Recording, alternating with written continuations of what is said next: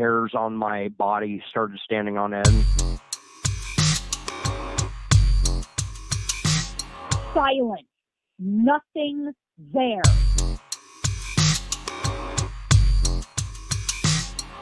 I fought to get back into my body.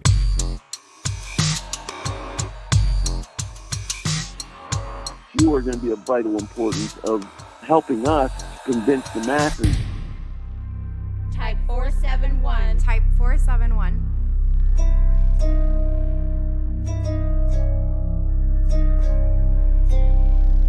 Bridge to the other world. Bridge to the other world. Welcome to Type 471. I'm Sam Kitchen. Tonight, my guest is someone who has had a number of very intimate encounters with beings that, well, we can't really identify. We don't fully understand. We're going to talk tonight and try to get somewhere with that.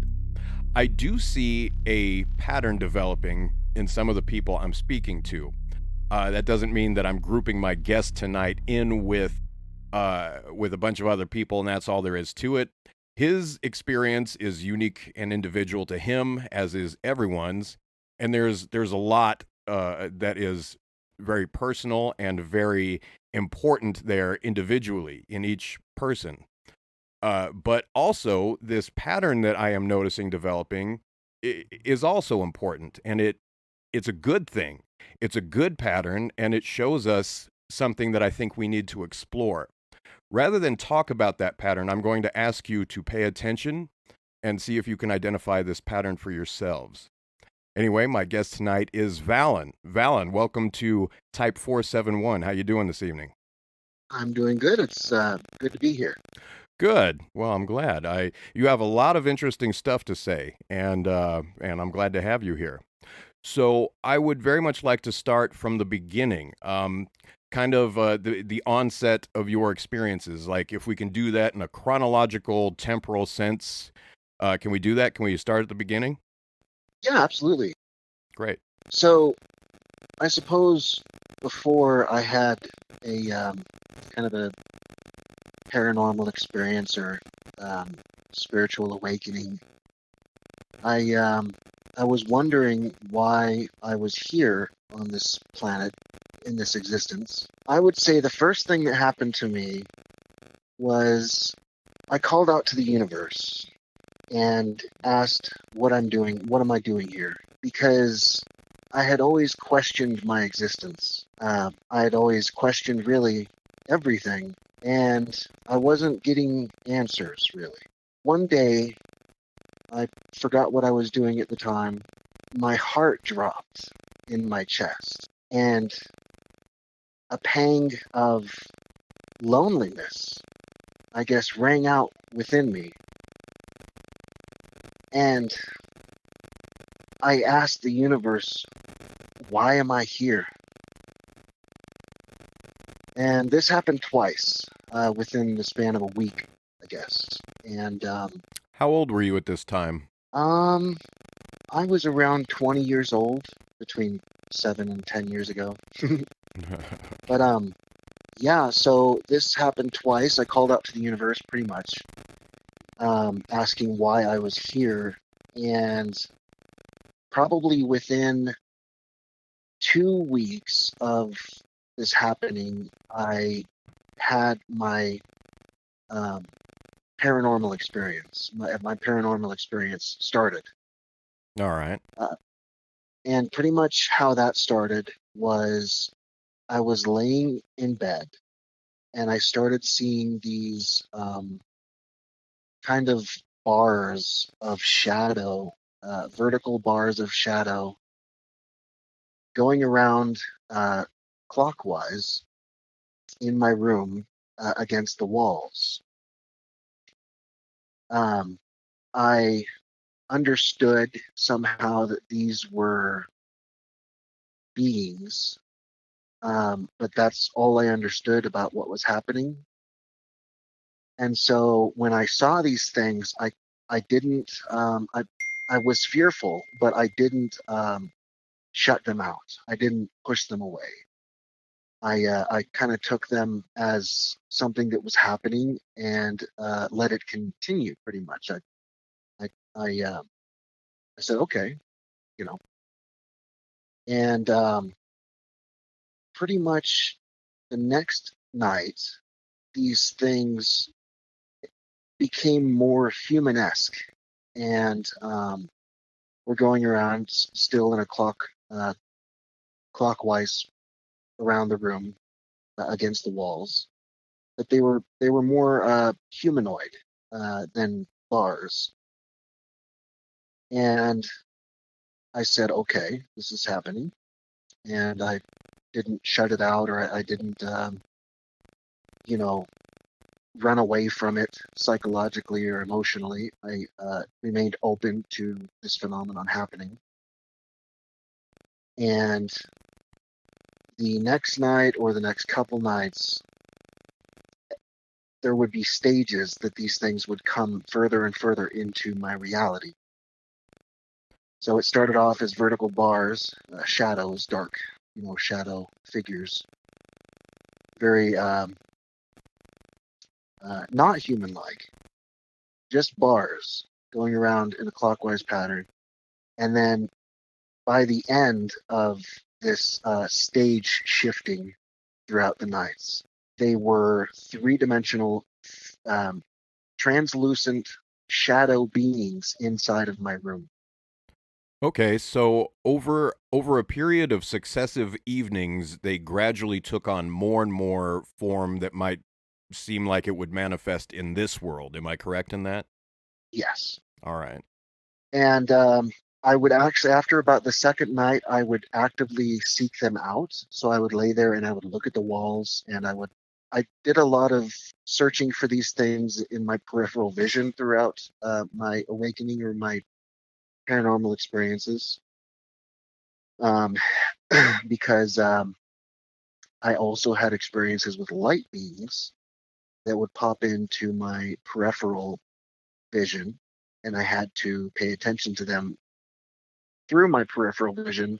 If I tried to look at them, they would disappear immediately. When did these light beings occur in time relative to these experiences with the shadow beings? They were actually happening at the same time, within a day of. So I started seeing the bars go around the room, and within a day, I started seeing these dots of light show up in my peripheral vision. I gotcha. Okay. Let's see. This will take some editing. Oh, it's much better if you're not too concerned about what you're saying. I mean, I'll by all means I'll edit whatever you want me to edit, but instead of being afraid of how you present yourself, it's always better to just speak naturally and just Yeah, let the whole experience just come out as just speak from a genuine place is the best thing that we can do. I do have a lot of difficulty with being genuine sometimes, like energetically. I don't know. It's like life. I'm not lucid. I'm not very lucid. I'm not as lucid in this life as I would want to be. I feel like I'm in a dream a lot of times when compared to little moments that I've had that were lucid, very lucid. Uh, do you understand what I'm meaning by lucid? As a matter of fact, I can relate very much to what you're saying right now. I don't know if that means that I've had the same experience with that or experienced that in the same way that you have, but I can say that your words do resonate with me in that I feel like I'm not as lucid as I could be, or part of me is here, part of me is somewhere else. I wonder if a lot of people might feel like that. Yeah, sure. Well, I do know that on the other side, I guess you could call it heaven, um, we are completely lucid. And in that, we are, um, what comes through us is completely genuine. And here, there are forces pulling us every which way at all times. And it's difficult to push our energy in the direction of pureness, being 100% genuine. For me, anyway, that's an issue. Right. Okay. That's fair. There's just so many things that happened at once, and so many like things that blew my mind happening at once that it's difficult to kind of arrange them in a chronological order. Yeah, I understand, and I've experienced the exact same thing with other people who are trying to explain an experience like this. I can appreciate that very much, even from my own experience, because I mean these are things that you're experiencing within yourself in a very subjective way, and it's hard to order them in a chronological sense and then articulate them in a way that will in an A B to C kind of way that other people might be able to understand. So I can appreciate that, but all we're doing right here and right now is our best. So let's start with what we started with, the shadow people. Can we focus on that for a minute and Yeah. there we go. Okay. So these beings were there. I noticed them. So I looked for them as I was looking for them every night past the second night. I would actively seek them out, looking against the walls, and I finally found them. They were pretty much on my bed. There was one to my right, near my head, kind of kneeling on the bed. There was one down to my right, against my feet. There was one to the left against my feet, and another one, pretty much one at all four corners. Oh, okay. That's Uh, interesting. yeah. And so I kind of, I laid there and I was just kind of taking it in, and I was probably trying to communicate with them, but they weren't very good at communicating with me. Hmm. Um, at the same time, there was a darkness, like a ominous energy of darkness emanating from the bathroom. It seems like the bathroom was a source, like where they were setting up their base or something. I don't know, Oh, but they were okay. coming out of the bathroom. Let's see. There was a tall, very slender, dark figure as well that would actually stand at the bathroom door and just watch me. And all of these dark figures were very ominous. Like they held with them a very dark, kind of a negative vibe to them. So there was the shadow people, and there was the Slender Man, and there was also blobs of darkness that were floating around the room pretty much. And they had a very ominous feeling to them as well. When I was able to see them clearly, I was able to see that they were swarming with these little black, almost like a bee, like bees swarming, Hmm. but they were very tightly close together. And um, yeah, that was interesting how they were a swarm. I was able to actually kind of push through these dark blobs and see extraterrestrials in my room. Energetically, I rose up and I came through and cleared all of this darkness. And behind all of it was these two, they looked like grays. One was very short and one was taller. I would say the taller one was between 5 and 6 feet tall, and the shorter one was probably closer to 4 feet tall. And the smaller one, when I pushed through and actually saw these beings and we came into energetic contact, like conscious contact, I became consciously aware of these beings and they realized that I had become consciously aware of them. The smaller one looked up at the taller one and was questioning like possibly the safety of the situation because I had become aware of them, and that never happened because humans are usually so wrapped up in their own little worlds that possibly that they're just not going to be able to push through this darkness in order to see these beings. Right.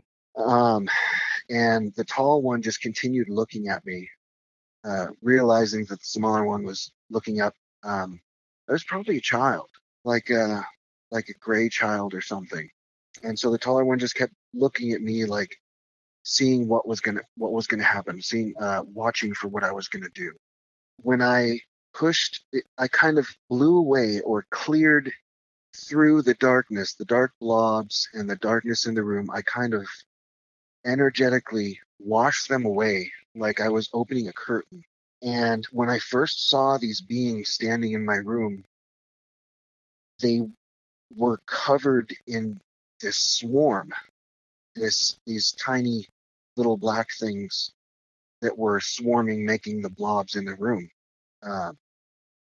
They were covered in that. And as I was clearing this away, that black swarm washed off of them. And I could see them as translucent, almost glass-like beings. And it was just a wild experience. I just want to make sure I'm clear. The beings that then became translucent, are you saying that those were the grays? Those were the grays, yes. Okay, great. And a moment ago, you mentioned pushing through the dark aspect of the experience. I'm paraphrasing, of course, in order to be able to perceive the grays.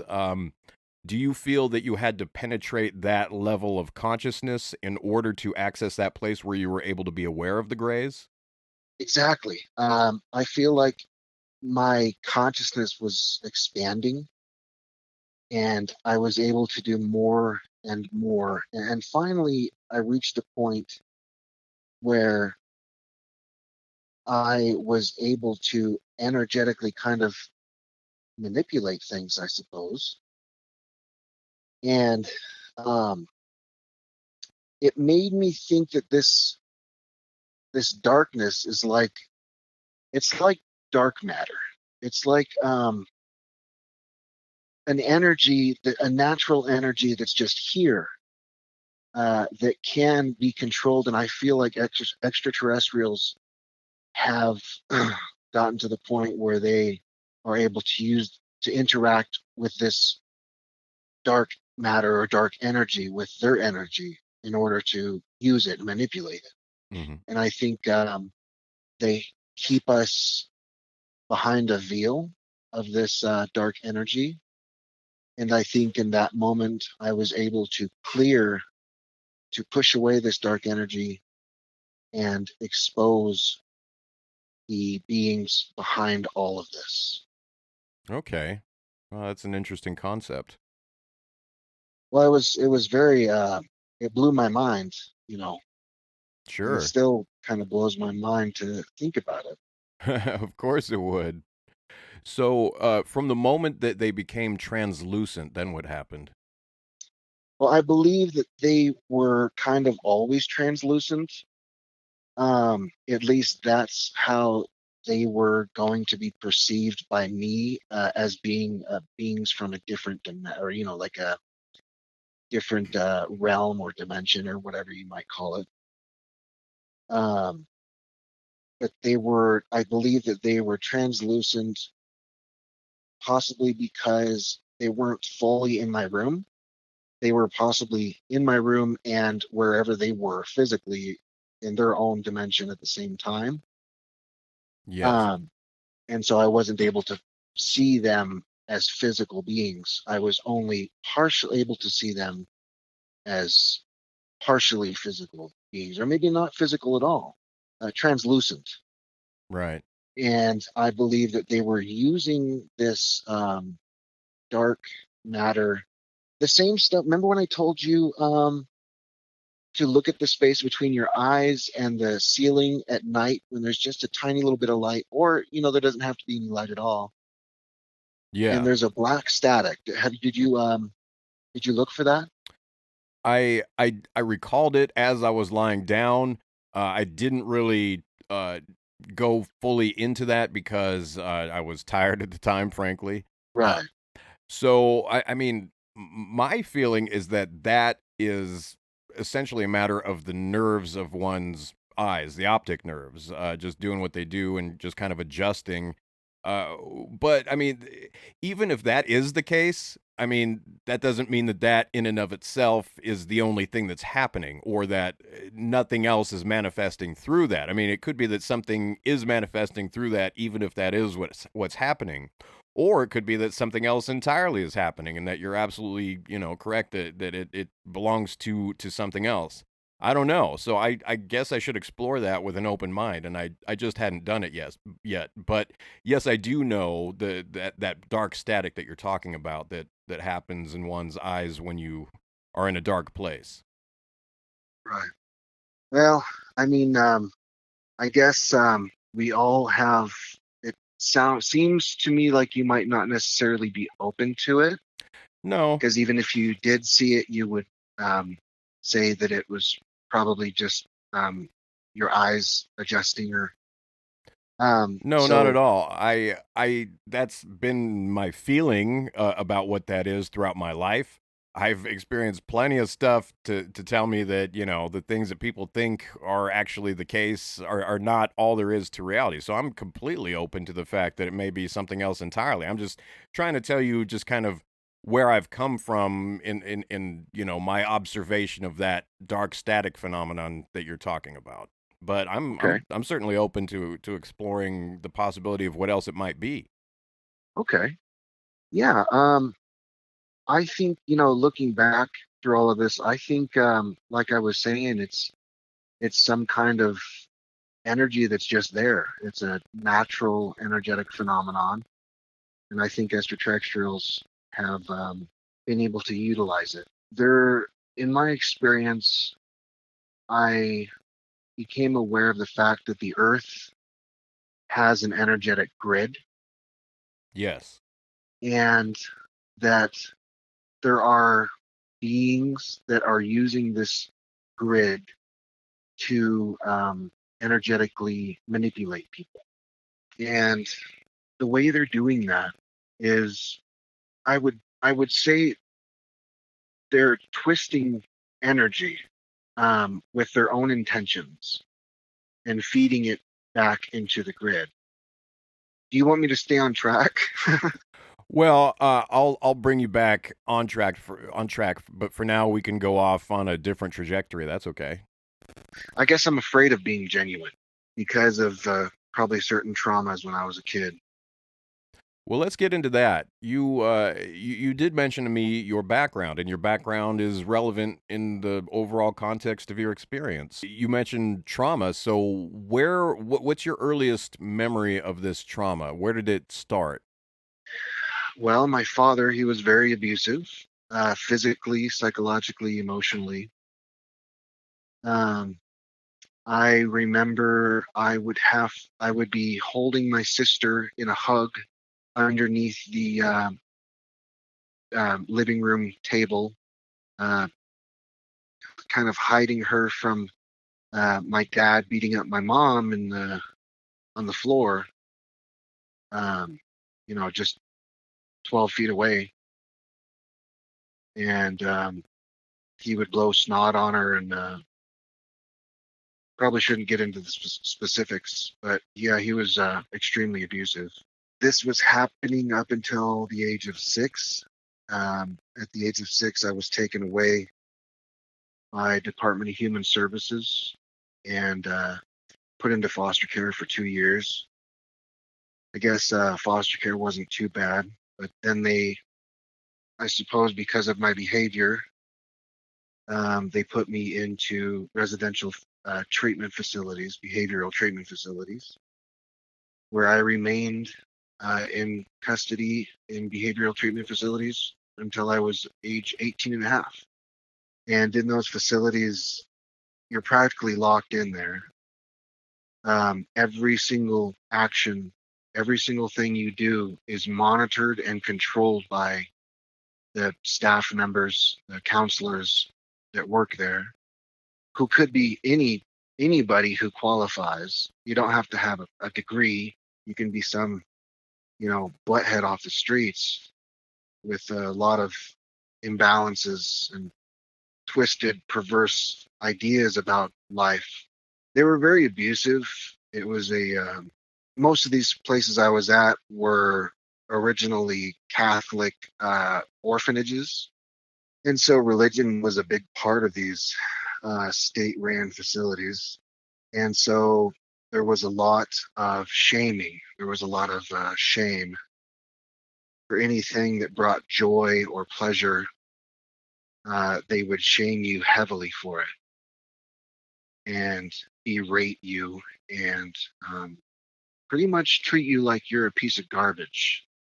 And I was one of the cases that didn't actually need to be in behavioral treatment facilities. There were two counselors or therapists that actually recommended that I go home, and they were fired from their job. And one of these people, he's still active in the therapeutic community, and I'm sure he will attest to that. But I was actually being used as a guinea pig for medications that, let's say, Pfizer and Moderna would come up with. And because I was under the ward of the state would give permission to use me as a guinea pig. They would give me these experimental drugs. What better way to, because I was under constant surveillance and supervision, and my behaviors were closely monitored by the counselors, and so they could see behavioral changes in me. Do you know for a fact that these medications at the time were experimental? Yes, absolutely. One of the medications was called Zyprexia, and that was actually pulled off the market for it caused diabetes or something. It caused something. It was pulled off the market quite a few years ago, but that was something that I was taking well before it was even on the market. I was taking Zyprexia well before it was on the market. What was it And intended to treat? I'm not sure. I'm sure we could Google it. But yeah, I was on that, and I was on I'm sure a multitude of other medications. They had me on so many drugs. I was on so many damn drugs that it was crazy. Yeah, that is crazy. Man, that's nuts that they just do that to people, especially, a child in a situation where they're intended to get care. Yeah. Well, the thing is too, I was the case. I was the child that they did this to so blatantly that somebody took it to court and had Department of Human Services rules changed in order to limit their ability to do this to kids. I was that case. The Department of Human Services was so corrupt, and still is, that they decided to change all of their files over to electronic, simply so they could get rid of all the old files, all the paper files that had evidence, and oh god, tons of evidence of their corruption and illegal activities, and destroyed all that. So now there is no way to get my file from when I was a kid because they destroyed it. And so there's no way for me to prove this stuff happened. So, lots of experimental drugs, lots of corruption, lots of just heinous things being done to people. Just hearing about it just sickens me. So let's now focus on how this has impacted you. Now, I mean, we have to clearly take a look at the impact that this treatment at these institutions and facilities may have had on your later experience with these entities and your experiences as they occurred thereafter. Now, when I say that, that does not mean that I dismiss what you experienced later as the product of just a mind that was so messed up by drugs that you were just having these crazy hallucinations. Yeah. I'm not suggesting that at all. I am saying that there very well could be a relationship in terms of the way it affected your mind, your brain, but I'm kind. It's funny. I've kind of been guided during the course of my investigations to explore this very phenomenon, the link between mental health, mental illness, trauma, emotional trauma, physical trauma, and spiritual sensitivity. And I am uncovering more and more that in cases where there is some effect to the mind or the emotional body, that this opens up a person spiritually in some ways to certain kinds of phenomena, and it seems that that has happened with you as well. So even though yes, some of this may in fact have to do with the treatment you received in these facilities, that doesn't mean that you weren't actually interacting with these beings. That's what I'm saying. I mean, I think both of those Right. things are true. Yeah. So let's pick up from the interactions with these entities. You described a sexual component, and I found that interesting because you also described a sexual component to your treatment in this facility, and I wonder if there's a parallel there. I'd like to go into your sexual interaction with these entities. Okay. Sure. Well, for so many years, I was begging Satan to send me demons to have sex with me. I know that sounds absolutely crazy, and I don't know why I desired so deeply sexual relations with demons when there's obviously so many other beings out there to possibly have sexual relations with. But for, I suppose, that was just the, demons was just, maybe I wasn't too terribly serious about it.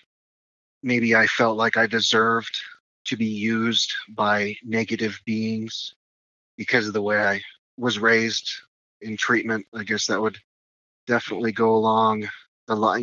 It would make sense that that would be responsible for a lot of the difficulties I have today. um, so pretty much, yeah, I was asking Satan to send me a demonic lover. Um, so the first couple times I did that, it was spread out over course of a year, maybe 6 months to a year. Third time I did it, I was laying outside at night. It was a beautiful evening, and I asked Satan to send me a being to make love to me and give me pleasure. And all of a sudden, I felt um, a very powerful pang of pleasure. Didn't last very long, but it was very powerful. And that was kind of proof to me that there was something more. That was my first piece of evidence that there was something more than just the physical. Now, a lot of people could say, oh, it's just your brain. And I suppose there is a possibility that it was just my brain. But in my experience, I suppose I'm open to a lot of possibilities. When I called out that 2 times within a period of a week or so to the universe, why am I here? And I started having these, like I started seeing the shadow people. I started to ask to try to summon a succubus because these non-physical beings, this crazy stuff was happening. This profound non-physical stuff was happening at the time, and I figured it was a good opportunity to ask for a succubus, or to draw a succubus into my reality. And Okay. so I started pretty much praying to the universe, putting the intention out there that I wanted this succubus to come to me. And I did this every so often, throughout the course of a few weeks. And finally, one night I was laying there. I don't know exactly what I was doing, but I was laying there and I started feeling something touching me. It didn't feel like somebody, like a finger or something physical, like skin touching me. It wasn't a physical, touchy feeling. It was kind of a fuzzy, static energy, almost a tickly kind of a feeling. And I won't go into details, specifics about exactly how it felt, but I will say that it was extremely profound, and it wasn't just my imagination. Yeah, I'm getting that. I don't think you would have imagined something that felt staticky. I I I think you probably would have imagined something that felt more like flesh. Would you not? Yeah, definitely. Right. And this was a very concentrated energy feeling. Um, and so this being that I had called into existence was touching me, and I was letting it. And at the time, I was not experiencing pleasure from it either. It was only skin deep. I wasn't. I had being in treatment, any ounce of pleasure or joy that you might have had, you were treated like shit for it.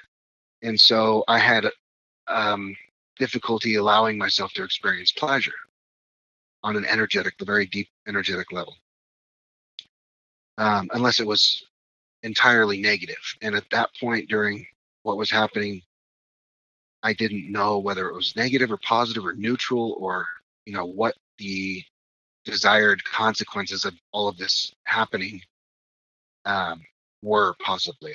I didn't know. And so I wasn't feeling any pleasure out of it.